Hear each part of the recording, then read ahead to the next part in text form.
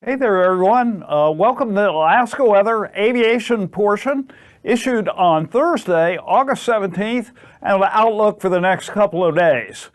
So let's take a look at the satellite image. First of all, we've got a cold front moving down along the Chukchi Sea coast. It's actually, some of the front is actually moved a little bit inland, but it goes down through the Bering Strait.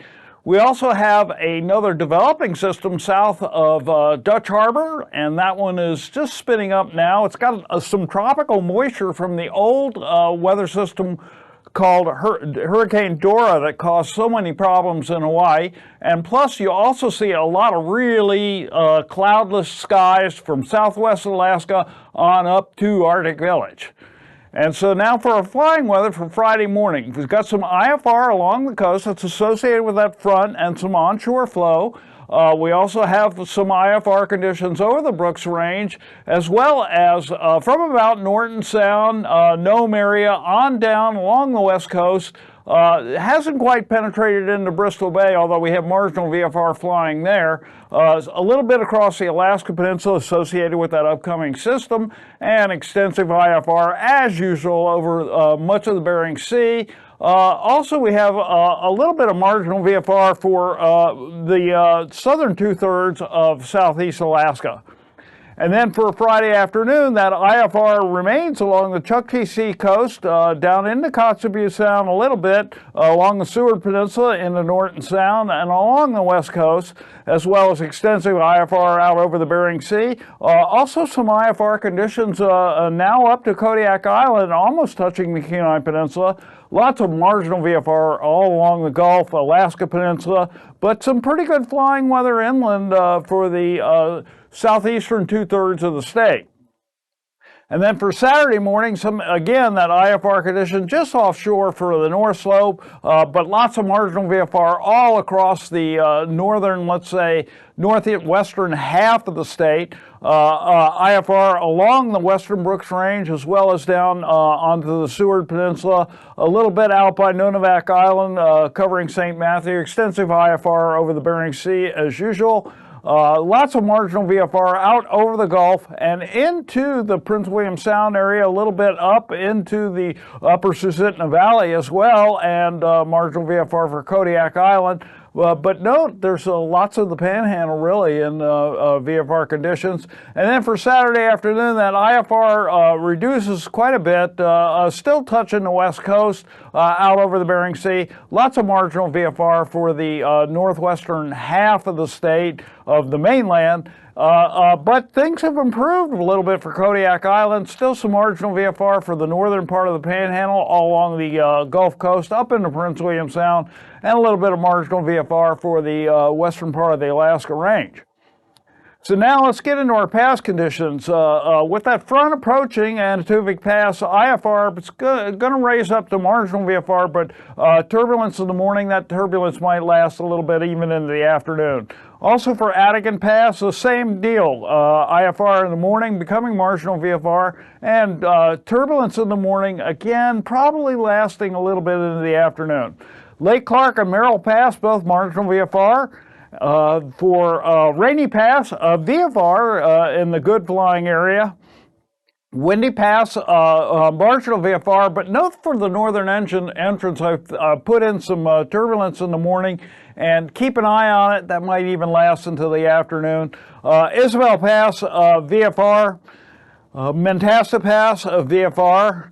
Tahitna Pass, VFR, Portage Pass, VFR, and Chilkoot and White Pass, both VFR on Friday. And so let's now look at our freezing levels. First of all, the coldest air is up for northern and northwestern Alaska. The freezing level rising up for about 2,000 feet or so. You might see a little bit of surface offshore. And then as you get further and further toward the southeast, raises up to about 8,000 feet. A couple of pockets of 8,000 feet, mainly in northwestern Canada. And then we also have some 8,000 feet for the eastern Bering Sea, and a little bit of 6,000 in that cold air behind that developing system, also about 8,000 feet for the Panhandle or so. So where's our icing going to be on Friday? Well, we've got considerable moderate along the Chukchi Sea coast into Kotzebue Sound, northern part of the Seward Peninsula, and on out to St. Matthew. Otherwise, a little broad-scale area of isolated moderate. Both of those are about 4,000 to 10,000 feet. And then we've got another area of considerable moderate and some isolated moderate, 12,000 to flight level 180, and that's moved into the Western Bering Sea. Now for our jet stream, we had a little bit of a data outage this morning, so you'll notice the colors are a little bit different, but 110 knot westerlies right over the North Slope. And probably the axis is moving down a little bit toward the Brooks Range, but definitely for the North Slope. Also, we have a little bit of wind out there in the far western Aleutians, but with that developing system that's south of the Aleutians, we've got about 110 knot jet southwesterlies going and ending in the Gulf of Alaska.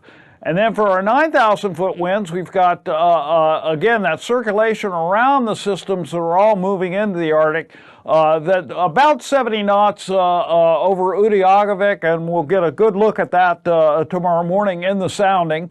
About 50 knots as you get down toward the Alcan or so. And then with that developing system again, south of Kodiak Island, about, up to about 60 knots or no southwesterlies, and a little edge of wind coming into the far western Aleutians. And then for our 3,000 foot winds, not much to speak of over southeast Alaska, but again, about 50 knots southwesterly south of Kodiak Island. Also, that becomes southwesterly when you get down to that low level, looking at Utqiagvik area, again, about 35 knots or so, about 50 knots out in the far western Aleutians. So for our turbulence on Friday, I've got marked out a couple of areas, surface to 6,000 feet, isolated moderate, and some areas of considerable moderate, particularly focused on the north slopes of the Brooks Range, and then also down just a little bit in southwestern Alaska as well. For some considerable moderate. And then right across the southern Alaska Peninsula and Unimak Island, we've got a surface of 4,000 feet, a little bit of considerable moderate on the backside of that low where that cold air is. So be sure and file a flight plan, and please fly safe out there. Thanks for tuning in.